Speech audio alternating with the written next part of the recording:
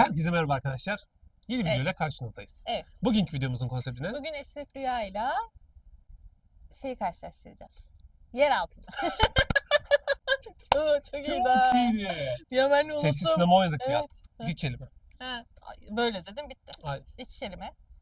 Birincisi sen. Kalp. Kalp. Kalp. Sevgi. Aşk. Aşk. 2. İkincisi sen. Aşk eşittir sen. yani adamsın. Böyle de bir giriş yok. Arkadaşlar şimdi artık konuya başlayabiliriz 1,5 dakika sonra. Evet. Ben öncelikle şimdi yeraltı ile Eşref Rüya'yı karşılaştırıyoruz ya. Bir de aynı gün olması zaten mecbur karşılaştıracağız. Hı. Çarşamba günü biz hangisini izleyeceğiz? Hı. Aynı gün olduğu için karşılaştırmamız bence çok normal. Evet. Çünkü reytingde de birinci, ikinci olarak seçiyoruz. Şu an sen televizyonu açtın. Hangisini açarsın? Yer altında. Neden? Çünkü ekibi çok güzel. Oyuncuları mı yani? Evet. Senaryo Konu, işleyiş, senaryo, çekim açısı her Hı. şey dahil yeraltı toplu bir paket. Eşref Rüya'dan sıkıldık artık. Gün geçtikçe de daha çok sıkılıyoruz. Hala zaten Nisan olduğunu söylemedilerdi, rüya olduğunu. O yüzden daha da çok sıktı. Rüyayı bulmuş olsalar daha mı iyi olacaktı sence? Bence konuları daha farklı ilerletebilirlerdi. He. Hı. Demek ki o zaman sen diyorsun ki Evet. Eşref Rüya eksi bir çünkü senaryo olarak yeterli Çok değil kötü. diyorsun. Hı. Yan karakterler çok eksik. Hı. Yer altındaki o toplu şey yok yani. Bir göz şaşalığı yok. Tamam mı? Hı. Ya Uraz'ı, Denizcan'ı, Daki Bozos'u, sonra Mert neydi? Ekim Mert Daymaz. Ekim Ferhat. Mert'i, Hı hı. sonra Burak neydi? Sevinç. Sevinç. Şimdi bunların hepsi yakışıklı adamlar, ekrana yakışan adamlar Yüzü yani. düzgün Ha? insanlar bunların hepsi. Yani şimdi sen ekrana böyle bir açtığında hangi birine bakacağını şaşırıyorsun. Eşref'te sadece Eşref var. Bir de Kadir Yançar. O kadar. Bitti. Ama Kadir de böyle ekstra yakışıklılığıyla ön planda olan biri Ha değil de işte değil oyunculuğuyla işte. ön planda. Ha işte evet. Eşref Rüya ile burada yer altını yazdık. Hangisine bir puan verirsin senaryo açısından? Tamam. Yeraltı. Tamam mı? Konuyu anlamadı bile. O sırada çikolata bisküvinin keyfini çıkartıyor biliyor musunuz? Videodan çıkıyor o sırada. Melisa'nın bu arada iştahı hiç yoktur arkadaşlar. Hep diyette. Hep. Şimdi senaryo açısından yeraltı artı bir diyoruz ama şunun bir gerçek sebebini açıklayayım. Bu arada biz ilk videoyu çektiğimizde yeraltını konuştuğumuzda ben doğaçlama olarak izlediğimde bana o izlenimi verdiği için ben Kurtlar Vadisi'ne benzetmiştim. Evet. Ama benzetenler var senden sonra. Evet, benden sonra benzetenler var. Benden sonra haberciler bile direkt Hmm. yeraltını Kurtlar Vadisi olduğunu söylüyorlar. Edit yapmışlar geçen. Şey soruyor işte. Uraz Deniz'e soruyor tamam mı? Diyor ki sen diyor böyle diyor işte nereden öğrendin hani diyor bu savaşmayı savunmayı falan diyor. Hı. O da abimden diyor. Senin diyor abin kimdi diyor. O sırada seslendirme yapmışlar. Polat Alemdar. Herkes şey yazmış. Nasıl yani gerçek mi bu Polat mı gelecek? Gelse işte düşünemiyoruz. Eşref sen düşün falan yazıyorlar. Bu arada şöyle bir gerçek de var. Hı hı. Aşkım şey durumu da varmış ya. Biz istemeden Kurtlar Vadisi'ne benzettik ama gerçekten Kurtlar Vadisi'nin senaristi şu an bu diziyi yazıyor. Aha evet. Kurtlar Doğru, Vadisi'nin sen demiştin senaristi sanki. evet Evet. bunu yazıyor. Ya Evet. büyük bir şey bence. Ve Tesadüf daha değil. garibi ne? Hı. Kurtlar Vadisi'nde Polat var ya. Hı. O senaristinin abisiymiş. Ha, Kardeşlermiş evet onlar. evet. 10 Necati Ateş senedir mi miydi? ne konuşmuyorlarmış onlar. Hı. Barışmışlar mı ne? Millet diyor ki barışmak şeyine getirsenize falan. 10 senedir konuşmuyorlarmış onlar ikisi. Olabilir onu bilmiyorum. Evet. Bir şey Getirsene söyleyeceğim falan sana. diyorlarmış. Ha. Eğer düşünsenize Hmm. 3-5 bölüm sonra yer altına bir anda Polat Alemdar girse. Adam başka hiçbir şeyde oynamadı. O oynamadı. Niye? Zirvede bıraktı. Ya zirvede bıraktı Maraz ya da Ali başka gibi bir şey oldu. vardı. Yok aşkım her şey öyle değil. Ne bileyim enteresan. Ha. Belki de başka bir Adam sektöre atıldı. Niye? Ha. Bu kadar hakim de çünkü oynarken. Şeyde bakıyorum böyle Polat Alemdar mesela gelse buraya yer altına Hı hı. etkili yani kesinlikle Tabii ki de söylüyorum size etkiler. reytingi çok net etkiler. Ama bunun içinde herkes şey yazmış. Okudum gene. Hı. Şimdi şöyle düşün.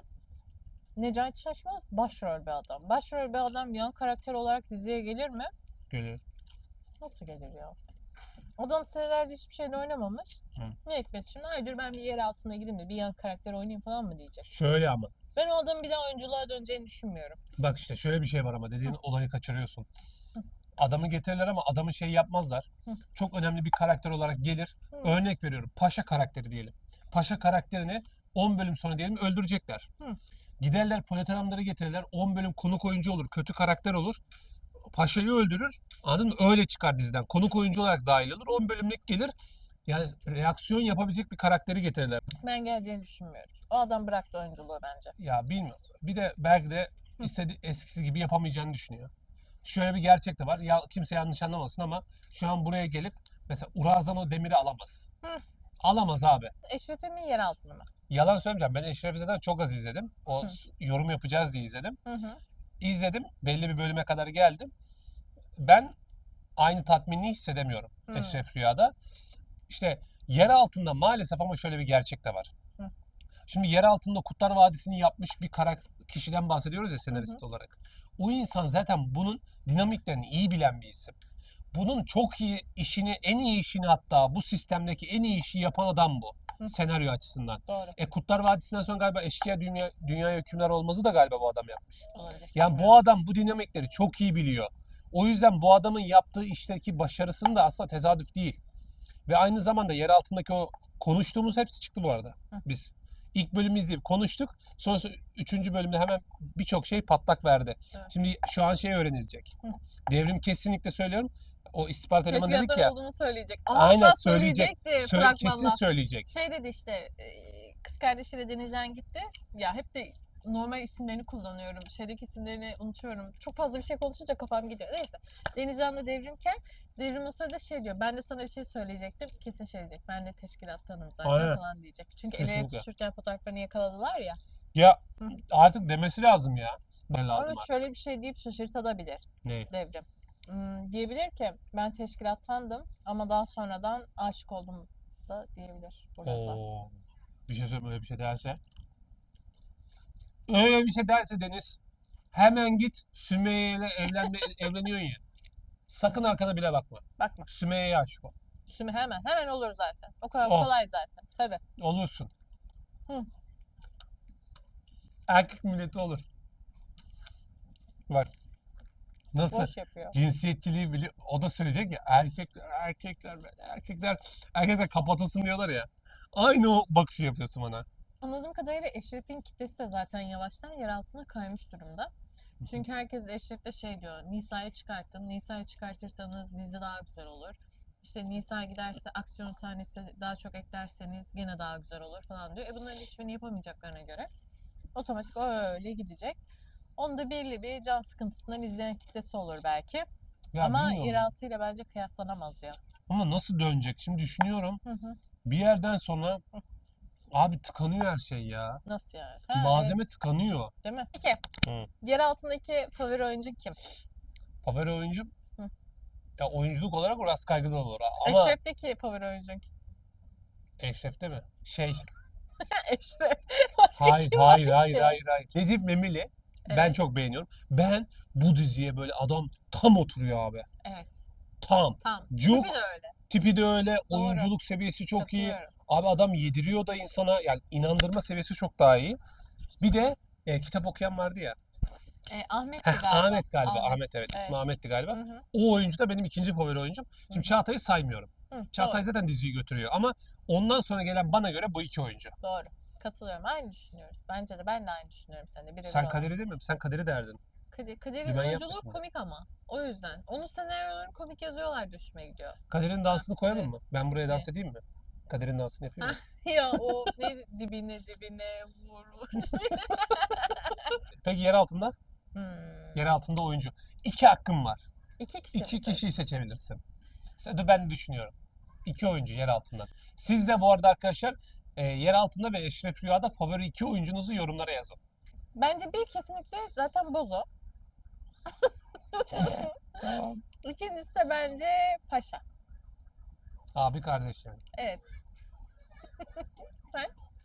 Söylüyorum. Benim ya Uraz'ı saymıyorum. Yine Uraz Hayır Kaygılıoğlu'nu sayacaksın. İki isim dedim. Ben Ben adaletsiz söyledim. olur o zaman. Olmaz. Tamam Uraz'ı söylemesem ayıp olur. Ben kendimi kötü hissederim. Hı. Bir Uraz Kaygılıoğlu. Hı. İki de Emir. Emir? Emir abi. İsmi neydi o? Ha Yavuz. Ya ben dizideki karakterleri unutuyorum abi ya. Evet o bende de olur. Çok karıştırıyoruz ya. Sizde de böyle bir şey var kardeş. mı?